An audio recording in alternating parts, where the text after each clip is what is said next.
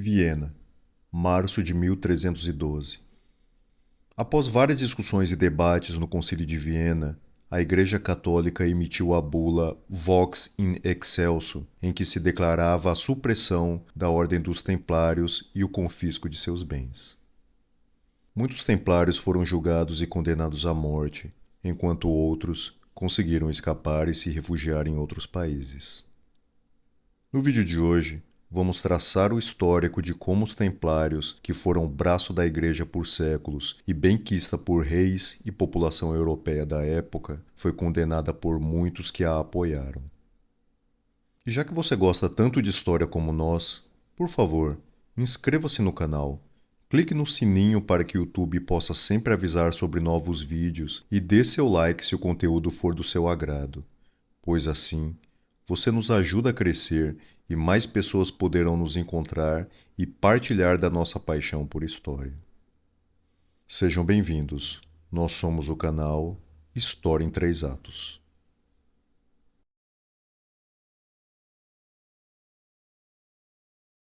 Ato 1. O rei endividado. O dito popular diz que a situação faz o ladrão.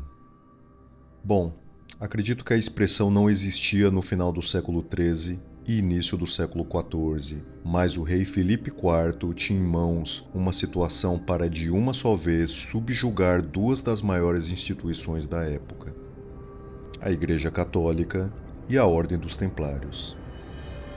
Filipe IV, também conhecido como Filipe o Belo, nasceu em 1268 e governou a França de 1285 até a sua morte. Ele era um rei astuto e ambicioso que buscava centralizar o poder na França e fortalecer sua posição contra a nobreza. O rei francês enfrentava muitos desafios financeiros em seu reinado e precisava de dinheiro para financiar suas campanhas militares e para manter sua corte e governo. As guerras que enfrentava, principalmente a Guerra dos 100 Anos contra a Inglaterra, a manutenção da corte francesa, que demandava cada vez mais dinheiro para se manter, as crises econômicas devido à inflação e à queda da produção agrícola e as dívidas contraídas do seu pai e dos reis anteriores colocaram uma grande pressão financeira ao rei e ao reino da França. Filipe IV também teve vários conflitos com a Igreja Católica, que se tornou mais evidente em 1303, quando o Papa Bonifácio VIII emitiu uma bula papal que afirmava a autoridade do Papa sobre o poder temporal dos reis.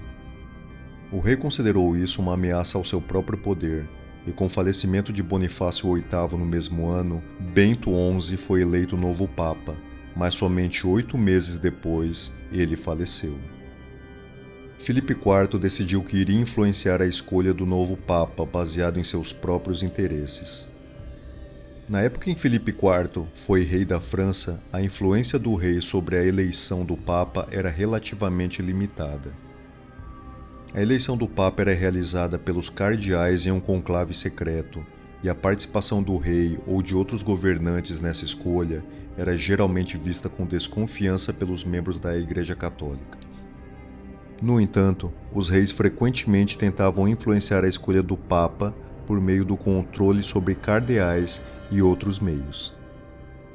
Filipe IV, por exemplo, pressionou os cardeais franceses a apoiarem a eleição do arcebispo de Bordeaux, Bertrand de Goth, e em 1305 Bertrand de Goth tornou-se o 191º Papa da Igreja Católica com o nome de Clemente V. Clemente V tinha natureza moderada e conciliatória, era francês e tinha relação com Filipe IV, e desde o início mostrou-se um aliado ao rei da França, em não pôr o poder da Igreja maior que o reino, e sim um aliado. Faltava agora uma fonte de dinheiro para que o rei pudesse ter o controle de tudo em mãos, e em termos de dinheiro, era notório o poder na época de uma secular aliada da mesma Igreja Católica que o rei tanto tentava controlar. O foco agora era a Ordem dos Templários. Ato 2. O Papa encurralado. A Ordem dos Templários era uma das instituições mais ricas e poderosas da Europa, com vastas propriedades e grandes quantidades de ouro e prata. Os Templários foram uma ordem militar católica fundada no início do século XII para proteger os cristãos que viajavam para Jerusalém durante as Cruzadas. Eles ficaram conhecidos como Cavaleiros Templários em referência ao quartel-general na área do Templo de Salomão em Jerusalém. Com o tempo, eles se expandiram para outras áreas do Oriente Médio e da Europa, tornando-se uma força militar poderosa e uma presença importante na vida política e econômica da região. A ordem recebeu muitas doações de terras e bens de nobres europeus, bem como de igrejas e mosteiros. Eles também acumularam riquezas através do comércio, investimentos em propriedades e empréstimos de dinheiro. Alguns historiadores acreditam que eles foram os precursores dos bancos modernos, oferecendo serviços financeiros avançados para a época. O sucesso militar dos Templários também contribuiu para o seu crescimento. Eles foram vistos como uma força poderosa e confiável na proteção de cristãos e na defesa dos territórios cristãos na região. Sua reputação e influência cresceram com a participação em batalhas importantes e vitórias militares. Os Templários eram inicialmente subordinados ao Papa e foram fundados com a aprovação da Igreja Católica. Como uma ordem militar, eles estavam sujeitos à jurisdição da Igreja, e seu líder, o grão-mestre, era eleito pelos membros da ordem e confirmado pelo Papa. Eles também mantinham uma rede de comunicações bem desenvolvida, que permitia que informações e ordens fossem transmitidas rapidamente entre seus membros em diferentes locais. Era uma grande fonte de poder econômico, militar e também político em uma instituição só. Então Filipe IV iniciou ações para desmoralizar os Templários. A perseguição aos Templários teve início no dia 13 de outubro de 1307, quando o rei Filipe IV ordenou a prisão de todos os membros da Ordem dos Templários em território francês. O rei alegou que os Templários estavam envolvidos em práticas heréticas e imorais, como a adoração de ídolos e a prática de rituais obscenos, e que eles representavam uma ameaça à segurança do Estado. Além disso, ele também via a ordem como uma ameaça à sua autoridade, uma vez que os Templários eram diretamente subordinados ao Papa e não ao rei francês. Para justificar sua ação, Filipe IV ordenou a prisão de centenas de templários em toda a França, incluindo o grão-mestre da ordem, Jacques de Molay. Quando o Papa Clemente V soube das prisões e acusações contra os templários em 1307, ele ficou bastante preocupado, mas inicialmente não tomou nenhuma medida drástica. Ele pediu a Filipe IV que permitisse que os templários apresentassem sua defesa, e em 1308 convocou um conselho de bispos para investigar as acusações. Os templários negaram todas as acusações e, de fato, muitas acusações eram bastante improváveis ou até mesmo absurdas. No entanto, Filipe IV estava determinado a acabar com a ordem e continuar a confiscar suas riquezas. Ele pressionou o Papa Clemente V a agir mais rapidamente contra os templários.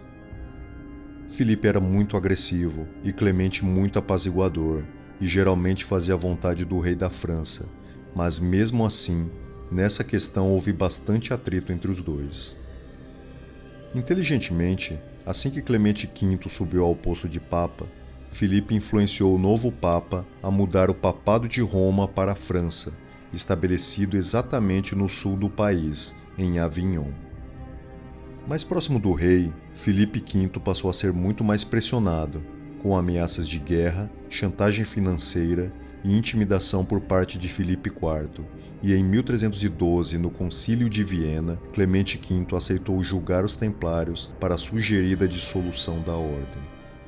Ato 3. Os Amaldiçoados.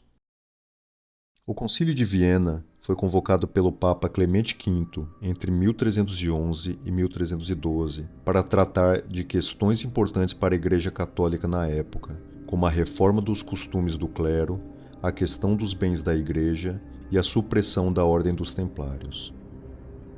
Durante o concílio, o Papa apresentou as acusações contra os templários e pediu a opinião dos bispos e cardeais presentes.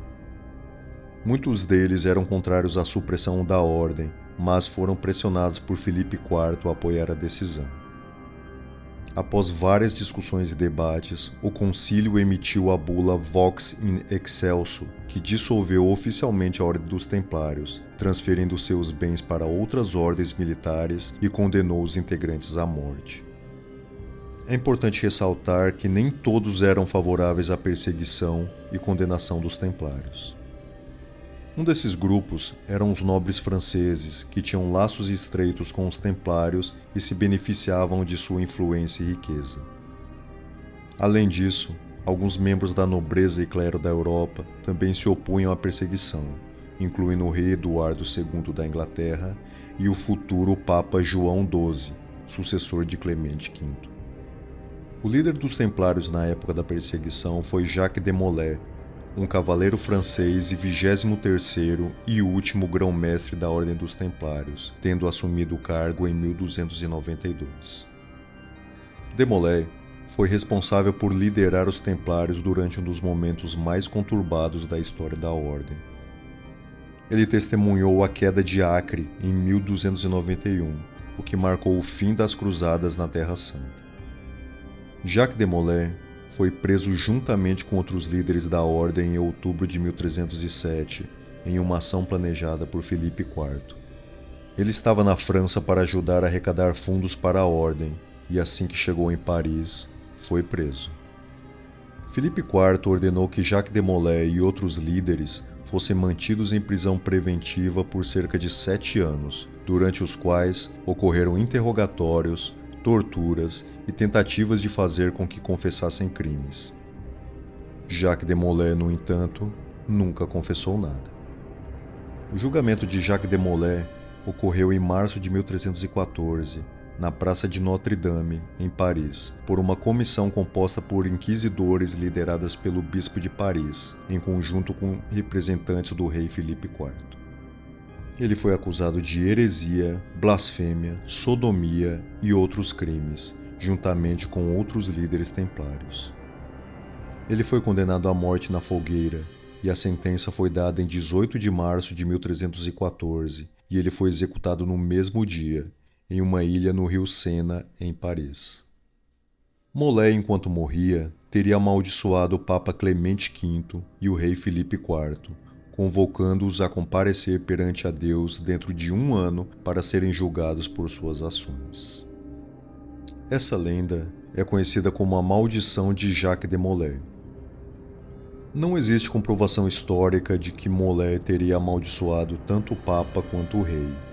No entanto, é importante destacar que semanas depois, em 20 de abril de 1314, Clemente V morreu de causa não especificada, enquanto Filipe IV teve mais sorte. O rei morreu em 29 de novembro de 1314, cerca de 7 meses após a morte de Molay, tendo como causa um derrame cerebral, embora algumas fontes sugiram que ele possa ter sido envenenado. Muito obrigado a você que nos acompanhou até o final. Inscreva-se no canal e até a próxima.